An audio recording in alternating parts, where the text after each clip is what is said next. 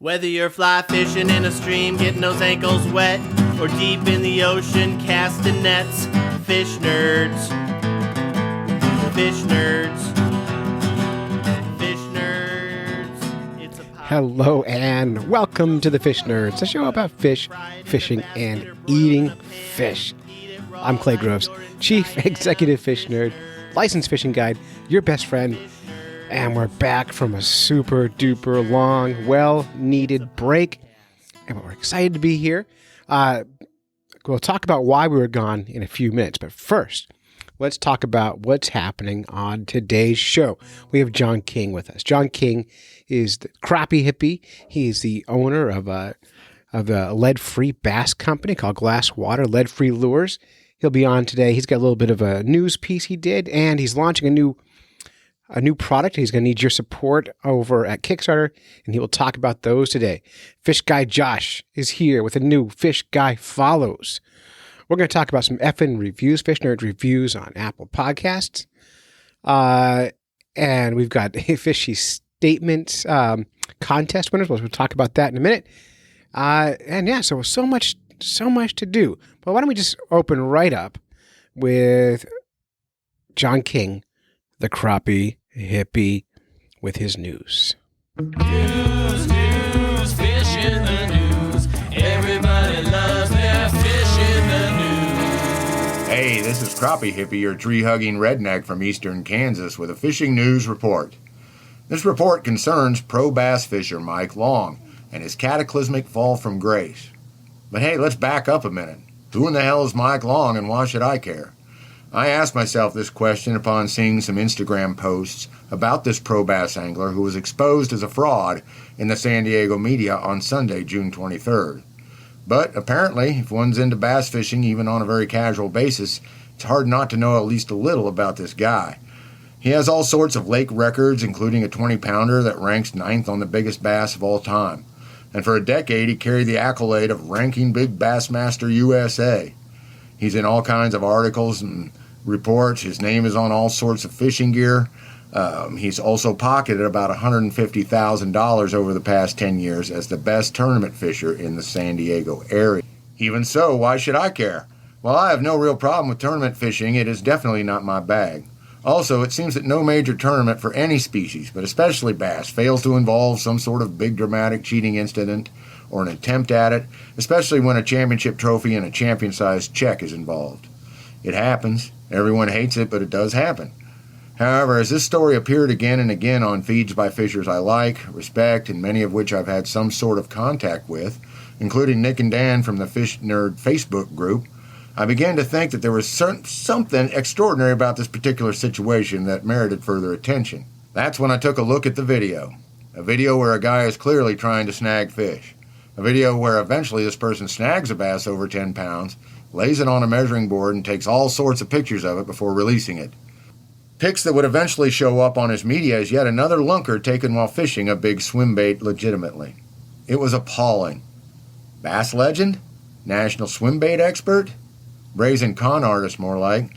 I could not help but be drawn into the expose on the unbelievable Mike Long by Kellen Ellis on the SD Fish website. Even if your thing is chasing wild trout in a high mountain brook with a fairy wand rod and a spiderweb tippet, you're going to want to read this story. It is a fantastically well-researched piece 2 years in the making. A story worthy of This American Life, and if I was a decision maker for that podcast, I'd be hunting Kellen Ellis down and quick. Again and again, as Ellis divulges his observations of his one-time friend, he cautions the reader that Long's reputation was so high and following so fierce that he knew he could not make his case until he had incontrovertible proof. That started with a whisper of suspicion in Ellis's mind and was followed by an awareness of mounting accusations. And then came the sad day when Ellis had seen and heard so much that he could no longer deny his buddy was a cheat, a bully, and a liar. What to do? No one person who he talked to could intervene because no one person had the whole story. And not only was this guy popular, he was physically big and known to use that to intimidate people.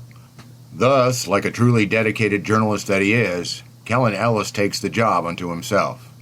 In doing so, he builds evidence into an edifice of guilt, verifying incidents and citing reports that span over a decade. All that was left was to get the D-bag on video. It took 2 spring seasons and a network of informants to catch Mikey in the act, but once caught on camera, there was no other side to the story. Mike Long is a snagger, a bragger, a real dirt bagger. Naturally, I'm not going to divulge any details. This article is long and there's plenty there to digest. If anything, I want to say watch the video first. Then read the story and watch the video a second time if you can stomach it. My only takeaway is to ask oneself how a con man like this gets away with a scam like that. It is said the more greedy a person is, the easier they are to trick. When it comes to celebrities and athletes with their power personalities, our greed is based on a need to feel included, important, and necessary. For some, that involves a lot of vicarious participation and vicarious attachment to certain people and events. And this attachment can get deeply emotional. But before I slip up and fall into the rush of the collective mean streak and declare that only a bunch of dumb bubbas would have fallen for such a preposterous liar as Mike Long, and to hell with them anyway, they got what they had coming, I am blessed by the sunshine of better judgment. Because first of all, they're not bubbas, but a lot of hard-working class guys just looking for fun and community. Second, 99% are sporting as hell, and the article's more than proof of that. Mikey would have never gotten busted without the eyewitness accounts provided by former partners on the tournament circuit. And lastly, when I think of the kids I see up at Bass Pro on Thursday night fly tying, all dressed up in their pro fishing get-ups, spending every penny they got on new tech rods, reels, and brand name baits, well, nearly all that high-dollar stuff is attached to some fishing celebrity. And I can hold no scorn for the actions of children. And face it, everybody needs heroes, but what we need is real heroes. And that is what is the most egregious thing about Mike Long's actions. He's not a good fisher. He doesn't even really care about it. For him, it was an ego feed without any regard for those from which he was stealing. I mean, really, he can have the damn money. It's what these sorts of incidents do to the body and soul of fishing is the problem. Disillusionment is a very painful thing. But in the end, the impact of a creep like Mike Long may resemble a drop bomb at first, but there's really no way for one guy to hurt us. Not bass fishing, not tournament fishing, not fishing in general. There's no way a single person can do it. We are still free to believe, still free to be naive, and enjoy those things that bring us to the water with rod in hand. There are 33 million people in the USA that identify themselves as fishers. Our community is large, continuous, and above all resilient. Fish on, brothers and sisters. Fish on. Well, we'll look into this tournament thing a bit more, the pros and cons and so forth, sometime in the coming weeks, because I'm going to be talking to tournament director Tim Berger of All-American Catfish Tournaments. He's a super cool guy and runs many of his gigs right there in downtown Kansas City where the Kaw River and the Mo River join. Man, that's out of sight.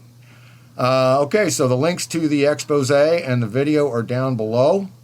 This is Crappie Hippie saying tight lines and Valentines. Peace out. All right, thanks, thanks, John. And since we're doing the news anyways, why don't we jump right in and we talk about the news? And this is from the BrooklynPaper.com. Sopranos actor calls on Brooklyn Bridge Park to halt fishing workshops. I'll read the article to you. You try to get out, but they reel you back in. An actor from the iconic HBO mob drama Sopranos demanded Brooklyn Bridge Park stop holding all-ages fishing workshops, saying they're teaching kids to torture animals for fun. And, it's funny. I'm going to talk about this a little bit because we have to talk about when we're fishing. Arguably, it's really hard to argue against people when they say you're torturing animals for fun because fishing's an act of violence. We're taking fish, we're putting a food on a hook, and we're driving a piece of metal through their face and pulling them out of the water, taking a selfie, and putting them back in or eating them. So I think that's fair for her to say that. I can't argue. This is her quote here. Most children have a natural empathy for animals, and that kindness should be nurtured, not undermined by the teaching kids that it's okay to hook a fish and yank them out of their natural environment for fun, Eddie Falco said. Again, she's on the money. She goes on for a while about how fish can be harmed by being handled. They can suffer from loss of their protective scale coating, the slime coating. They can be released poorly. And she says many fish who are caught and released later die from the injuries or stress. Also true. She's not wrong.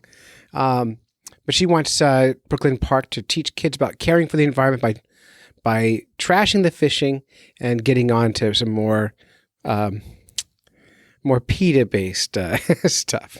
So I can't argue against her, but she's missing some other things. I always think about fish as like Bambi. They're cute, they're cuddly, they attract people. You can use fish to teach environmental stewardship, to teach good science, teach all kinds of stuff. And there's something about fishing that's really hard to explain to non-fishers, and she doesn't get it. But she's not wrong, except the fact that she's trying to make people do what she wants, bend her will. So I don't know. What do you think about fishing? Is fishing an act of violence? Am I wrong about this? Is the best way to care for fish to not fish at all? I don't know. But I think she clearly has it all worked out. Now, she's obviously a PETA member. I'm not, obviously. And so pretty extreme view from the brooklynpaper.com. News, fish in the news. Everybody loves their fish in the news. Hey, Fish Nerd Nation, this is John King, the crappie hippie, your tree-hugging redneck from eastern Kansas and co-founder of Glasswater Angling. We're really excited over at Glasswater because we're launching a new bait, the 1/8 ounce crappie dueler, and a double underspin for panfish, trout, walleye, and bass. If you'd like to get this fantastic lure before anybody else at a slightly reduced price, then join us in our Kickstarter campaign launching Wednesday, September 25th. And now back to the show. All right, and we'll have a lot more news in the coming weeks. I have some new news segments I've been working on, so stay tuned for that. But I need to address a few things. First of all, one of our listeners and our group fans here, Pete Egbert, put up a posting at the Fish Nerds podcast group on Facebook. If you're not in that group, that's where the Fish Nerds action is. Even when we're not making podcasts, we're in there. So Pete asked, Clay, how come you are so anti-gluten-free diet when it's medically necessary for millions of people like me who have celiac disease? I still love your podcast. Good question. Good question, Pete. Actually don't care about celiac disease or gluten-free. I like to make fun of stuff, so anything is fair game. But here's the bigger deal here. First of all, I'm sorry you've got celiac disease. Nobody has celiac disease. There's so few. It's such a rare disease. In fact, I'm going to look it up right now. Celiac disease. We're going to see what Dr. Google says about it. How many people have celiac disease, right? So about 1%. It's about 1% of people have celiac disease. So really, 1% is pretty low number. However, I must know 100 people who are gluten-free. And I can't possibly know that many celiac people. So what I find obnoxious about the gluten-free movement, and most diet movements I find obnoxious, it's not just gluten-free, but gluten-free is easy to make fun of because you're only offending 1%, only affecting about 1% of the population. And so it's not that big a deal for most people. However, I work one of my part-time jobs. I work as a bartender and a server, and like almost every other table, there's some person who claims to have celiac disease or has a gluten insensitivity and goes bananas over, I need to have the right kind of vodka because I need gluten-free vodka. And when you, anyway, so they're just a pain in the neck. However, here's the cool thing. The nice thing about being gluten-free right now, if you have celiac, is you have a lot of choices now, right? So there's that. It's very trendy to be gluten-free, and it almost seems to have a bias, the disease, towards middle-class white soccer moms. Like it seems to attack them. So it's a trendy thing. I make fun of trendy things, but I think that it's not making fun of you. I'm sorry you're gluten sensitive. Here's what Facebook says. Doug says, I'll take a stab and guess Clay, is not against gluten-free if it's medically necessary. He is correct. Luke Chamo says, Jesus gets deep nowadays. Better get Chamo back on. Norm, Uncle Norm says, always order extra gluten wherever I eat out. Paul Chomo says, there are people who legitimately get sick from gluten, and a doctor has told them not to eat things that have gluten. There are people who just don't eat gluten because a celebrity told them not to. I'm guessing that Clay is joking about the latter. He is not a complete monster. I am a monster. John King, right on, Paul. It sucks for people who really have the celiacs or bipolar disorder or panic anxiety, getting molested by Michael Jackson or any other real problem that is seized upon by the underworked, overpaid, bored as hell 1% types that need constant attention via vicarious participation. Clay is just bagging on the joiners. He is correct, although I don't connect celiac disease with being bipolar. John, what are you talking about? Anyways, Pete looks like he put up a picture of some gluten-free fish and chips. That sounds delightful. John King says Clay grows bus on Kansas without mercy, but he's just kidding. Bison give him weird ideas. That's also true. Jeff Donaldson, he busts on my beloved Tenkara on a regular basis. I don't take it personally. Rich Collins, Clay is secretly in love with the idea of being made ill by common foods that contain magical wheat. When he gorges his face with pizza, he feels a sense of guilt and wishes there was just some way he could avoid the shame of overindulging, so he picks on the celiacs. That is 100% true. It does make up for the lack of fish I catch. Dan Williams says, I have no problem with people eating gluten-free if it's medically necessary.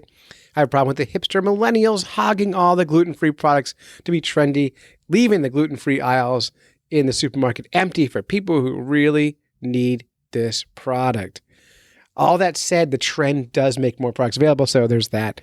So, yeah, I hope we addressed your question. All right. This episode of the Fish Nerds podcast is brought to you by the Fish Nerds Guide Service.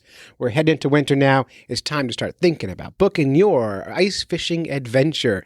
This year, we're building a brand new shack that will have all the comforts of home, except for it won't be as comfortable as home, but you'll be able to hang out with us, maybe catch fish, enjoy a nice, warm, toasty shack while sitting on a lake. That'll be great. For more information on fishing with the Fish Nerds, go to www.fishnerds.com and check it out. Everybody wants to know, no one. Everybody's gotta know, no one. But Fish Guy follows. Welcome, fellow fish nerds, to the latest edition of Fish Guy Follows with me, your host, Fish Guy Josh, where we take a look at some of the fishiest things in social media, including Instagram, Facebook, Twitter, YouTube, you name it, we cover it. So hang on tight while the rest of this song rocks your face off, and then sit back and relax. It's time for Fish Guy Follows.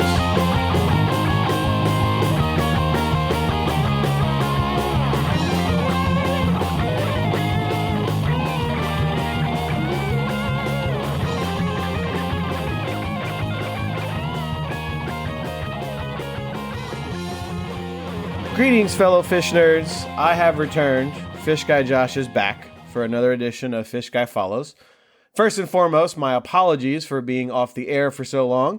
However, there have been a lot of things happening in my life. I suffered a pretty devastating injury at work, had to figure out exactly what was wrong, had a surgery, kind of recouping from surgery, and now I'm sort of moving into the rehab phase of life.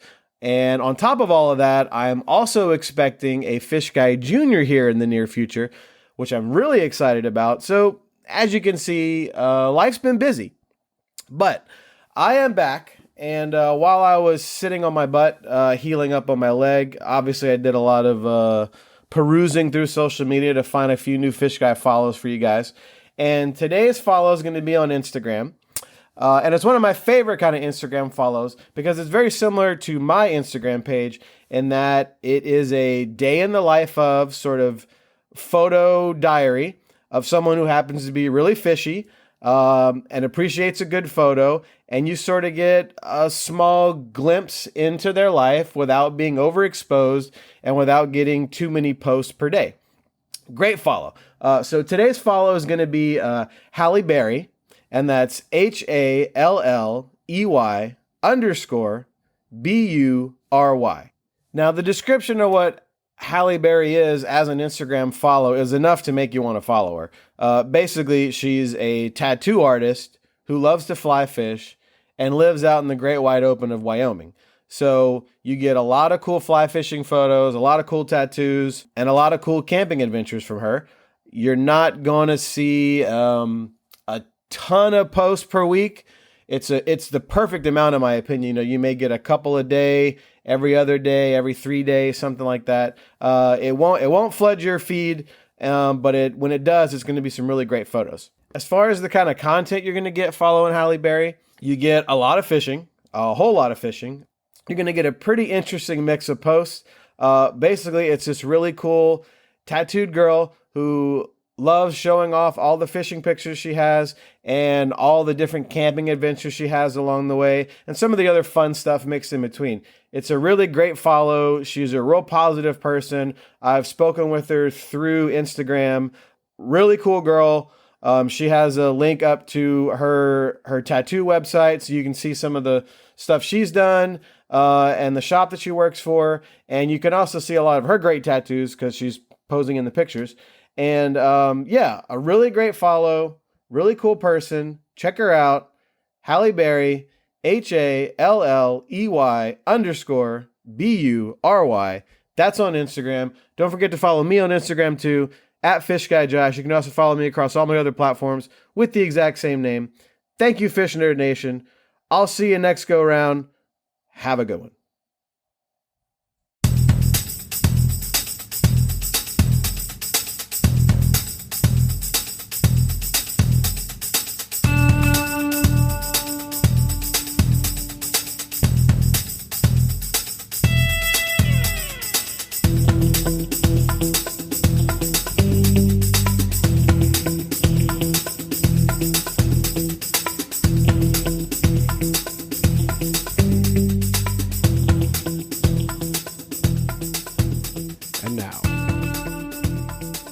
And now it's time to announce.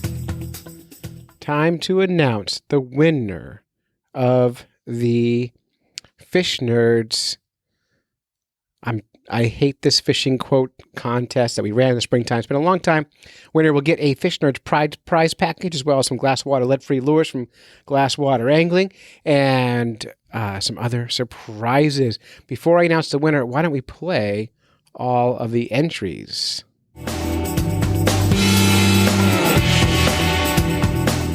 Hey, this is Crappie Hippie, your tree-hugging redneck from eastern Kansas, calling in for your favorite fishing quote. It's an easy one for me. Take a kid fishing. You'll be glad you did. I don't know who said it. They're smarter than me. Tight lines and Valentine's. This is Crappie Hippie. Peace out. My least favorite fish phrase is a little bait catches a big fish. This was to enter into the contest.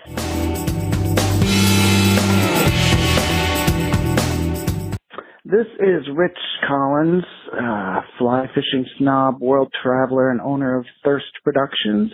My favorite fly fishing or fishing quote is, "That's why they call it fishing." Wah, wah.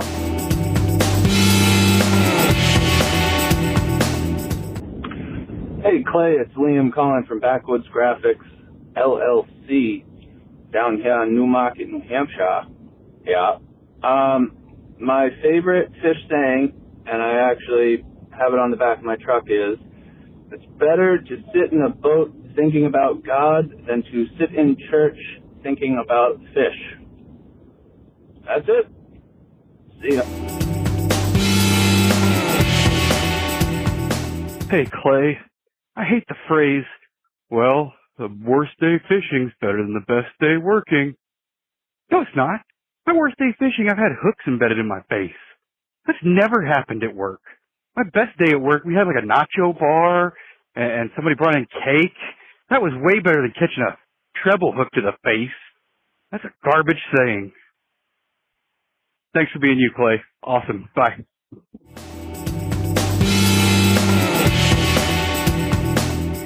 Hey Clay, this is Alec Burt from Fayetteville, Arkansas. I've got a fish line that just drove me crazy, and I haven't heard it a whole lot. But I heard a college kid at a liquor store one day ask me what I was out to do, said I was headed to the lake and doing some fishing, and he, as I was leaving, said, "All right, man, go rip some lips." And I thought that was just one of the stupidest things I've ever heard anybody say, go rip some lips. Anyway, there's my cliche fishing line that drove me nuts. Thank you so much. Bye.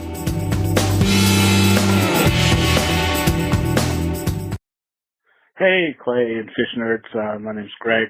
I'm a recent listener to the podcast, and I've really been enjoying it. I love everything that I've been hearing so far. In your most recent episode, you were asking folks to call in about phrases that are just kind of fishy to hear.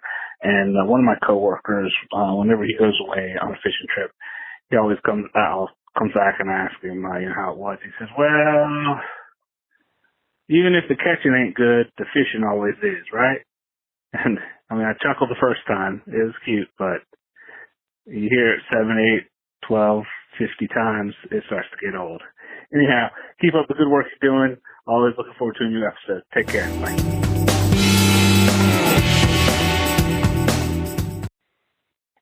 Hey, Clay, this is David Redden from Southern Maryland, and I was calling in because you asked people to give your favorite expression about fishing, or the one that you use the most. I heard it described one time as fishing is a jerk on one end of the line waiting for a pull on the other. That's my favorite expression. Have a great day. Catch you later. Bye. All right. Thanks for everyone who entered. We'll have a new contest in next week's show. And the winner of this thing is Alec. I think I said Alec Burke from Arkansas. So, Alec, if you won, send me an email with your address, and I will mail out your prize package. Congratulations. By the way, I didn't pick the best one. I picked a randomly selected one, and that way it wasn't too biased. All right. Now, we've been getting all kinds of brand new reviews here on Apple Podcasts, and I thought I'd maybe read you some of our most recent reviews. So here we go. One from How Not to Sail podcast. Yes, sir. Heck, I can barely operate a boat, let alone fish, but I love the podcast. Clay clearly knows his fishing, and his enthusiasm is contagious. I highly recommend. Now, I met the author of the book, How Not to Sail, when I was in Orlando last month, and nice of him to check the podcast out. And his book is great. If you want to, and he also makes a podcast too. If you want to check that out, you should. Matt Martino says, "This is so amazing. I've been listening at work every day, 40 hours a week for almost a month." Just crazy, by the way. Don't do that. And still haven't finished. I'm going to be so sad when I can't listen all day anymore. Thank you for being awesome. That is a nice review from Matt Martino. Here's one from Bay Area Fishin'. And it says, started listening at work and I love it. The Fish in the News is great. I mean, what can I say? Everyone loves it. Very well-rounded, interesting podcast, mostly lighthearted, but also touches on the difficult conversation topics. All in all, I totally recommend this to anyone. Well, thank you. Thank you, Bay Area Fishing. And here's a good one here. I like this one. This is from Shaggy 3001. Shaggy says, you ready for this? Shaggy says, talk about fishing. Are there any podcasts where they actually talk about fishing? I don't care what you had for dinner, moron. So, hey, thank you, Shaggy, for that review. Appreciate it. And for the record, tonight I am having Acadian redfish sandwiches for dinner. Very sustainable, very delicious. Here's a couple more reviews from Locino1. Good show. 5 stars. Always look forward to a new episode. Here's another one that's from last summer. We're going way back. I think that's enough. I think that's plenty of tooting our horn there. Anyway, if you enjoy the Fish Nerds podcast, and you want to do something nice for us, you can leave a fishy review wherever you listen to our podcast. We'd appreciate it. I do like to read them all. and it does make me feel good. We don't make much money on this show. We don't have advertising currently, and so it's a nice way to support us. All right, so now the elephant in the room. Where have we been? Why has the Fish Nerds not made a show in almost 2 months? I'll tell you why.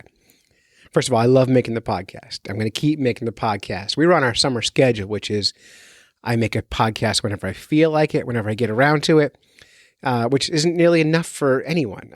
So we're going to get back on a regular weekly schedule here, hopefully this week. But in the summertime, this year, my guide service, the Fish Nerds guide service on my pontoon boat, got very, very busy. And busy to the point where I didn't have a lot of free time because I also have 4 other part-time jobs on top of that. And with all that extra work I was doing, and started bartending this year as well, I was just tired. I didn't feel like making a podcast. And I have all these ideas for podcasts and all this stuff I want to put together, and I wasn't able to get the time to really dig in and get it together. We're going to get back on a regular repeating weekly show for you, and it's fun. So yeah, I've been bartending at a bar in North Conway, New Hampshire called Horse Feathers, and I've been doing 4 or 5 shifts a week there, plus the boat, and I'm tired, but I'm okay now. We're back. Next week on the show, Doc Martin will be with us with a special guest, a scientist, a writer, and they'll be talking about the best ways to handle fishes. I think that's one thing they're talking about. Anyway, among other things. We had a bunch of listeners submit ideas for that conversation, but I know the big talk is going to be about holding fish, and it's going to be controversial. It's going to cause problems, and I, of course, I'm sure I'll be made fun of because I always am, and that's just the way it goes. If you like this podcast and want to support this show, the best way is to give us money. We need money. It costs money to make a podcast. And we have a thing called Patreon.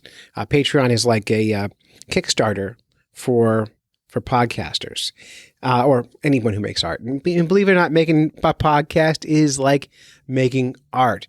And so what we're going to be doing is asking people to go over there, and if you like the show, give us $1, give us $5. There's different rewards, different level. Everyone who gives us $1, whatever, is going to get an email from me with some Fish Nerds ringtones. We have 2. One is the Fish in the News theme, which you heard during the news, and the other is our opening theme song. And you can use them on your phone. And some people call you, they'll be going, news, news, fish in the news. Everybody loves their fish in the news. Anyway, we have that. We're also starting a next week's show. I'm going to start taking all of our names every month. So next week will be the last show of the month. And I'm going to take all those names and put them in a hat, and I'm going to draw them out. And every month, I'm going to mail somebody a prize package. And the only way to get entered into that prize package is to give us money for the show. The goal is to be sustainable. And so right now, the show is making, less than $200 a month.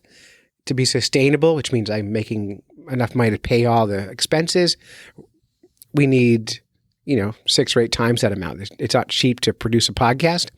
It's cheaper than TV, I suppose. But if you do it right, I would love to be able to outsource some of the work, pay an editor, pay some artistic people, and get a little better. And anyway, go to patreon.com/fishnerds.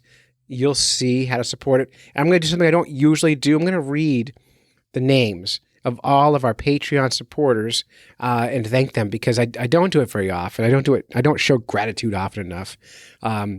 But first of all, big thanks to Josh Lopes. Josh Lopes donates at the top tier, which is $25, which is a lot. And he owns an accounting service called Lopes Tax, lopestax.com. And you can go there for all your tax accounting needs. Top tier, $25 gets you your business a mention. Then at the $5 Nerd Hero, the Nerd Hero level, Alan Byrne gives us money. Graham Meehan, Jeff Hawkins, Soju Devil, Dad Evil. I don't even know how to read that. Gives us money. Cody Fondy, Jason Piper, Ryan with no last name. We call him the Mean Moose. Gives us money. Been doing it for a long time. Jeff Danielson, or FN Librarian, is with us still at the $2 a month. This is $2 a month, or a little bit above. I think David Redden gives us $3 because he's a rebel. Mark Piper, Chad O'Leary, Courtney D, Let's see. Lycan Rancourt, Brian Wellenzak. Brian, I can't say your name. B.A. Metz, my friend Bethany Metz. Backwoods Graphics, and conveniently Backwoods Graphics also with people who make our decals, which a lot of you guys will be getting in the mail. Hugo, our effing chef. Nick Hudson Swagger gives us money. Andrew Lewin from the Speak Up for Blue podcast throws money in the hat. Who else we got here? Christopher Englert, Nicholas Craig, Renegade Clock, which I think is another podcaster, gives us money. Anthony Dipolito, the Jock and Nerd podcast gives us money. We like the Jock and Nerd podcast. Jonathan Sutter, the Big Buck Registry Big Buck podcast, throws money in the hat. Ed Hind, he's got a great accent. I think he's from England, and that's why. Kevin Kupzik, Reed Sutter, Joshua Porter, that's Fish Guy Josh, Lindsay Freeman. Let's see. Mike O'Keefe, Ray Layton from England also. A lot of English people here. Ray Bradbury, Rich Collins, our fly fishing correspondent. Noob Spiro from the Noob Spiro podcast. And there's a few others I didn't mention because your card got declined. So if you didn't hear your name and you're giving us money, update your thing and I will thank you next episode. We did lose a patron this month. And I want to talk about that for just a minute. We do, if you stop giving us money on Patreon, we do an exit survey, and we had someone left the show, and they've been with us for years, and they left because we promoted hatred towards the Japanese people. And I was trying to figure out what did I do that did that, because I don't generally promote hatred towards any people, even people I don't like, and I do like the Japanese people. Japan's like, 1987 cartoons. Like, it's such a cool country. I would not promote hatred towards the Japanese people. However, back in July, I posted a fake news story about a Japanese whale crew getting eaten by killer whales. There was fake news, and it was making fun of people who were hunting whales. I don't think the fact they were Japanese seemed to matter to me at all, but apparently to this person, that was a big deal. Here, let me kind of lay it down clear for you. I will make fun of anyone who thinks hunting whales is a good idea. That's all it's going to be. It's not about being Japanese or being Native American or being whatever. If you hunt whales, then you are a dick. Do not hunt whales.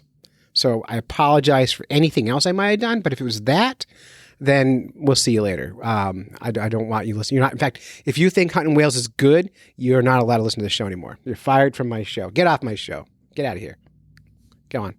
All right. Why don't we end it here? Next week, full on show. Week after, full on show, and we'll get back into the groove here. I'll get my voice back, my practice back on here, and we'll be all good. So that's it. You've listened to a bunch of Fish Nerds when you should have been fishing. Special thanks to John King, the crappie hippie. Make sure you support his Kickstarter project. We will talk more about that in upcoming shows. Big thanks to Fish Guy Josh. Josh, we're so happy to hear from you. And hey, thanks to you for listening. We appreciate it. Thanks to all the Patreon supporters. Thanks to my family for supporting Swabby Podcast. Go on Fishing Quest and do all the nerdy things that fish nerds do. Until next time, follow the code of the fish nerd. Spawn early, spawn often. Never trust a free lunch with strings attached, and swim against the current every chance you get. Whether you're fly fishing in a stream, getting those ankles wet, or deep in the ocean casting nets, fish nerds. Fish Nerds. Fish Nerds. It's a podcast. Just for the halibut! Fried in a basket or broiled in a pan. Eat it raw like you're in Siam. Fish Nerds. Fish Nerds. Fish Nerds. It's a podcast.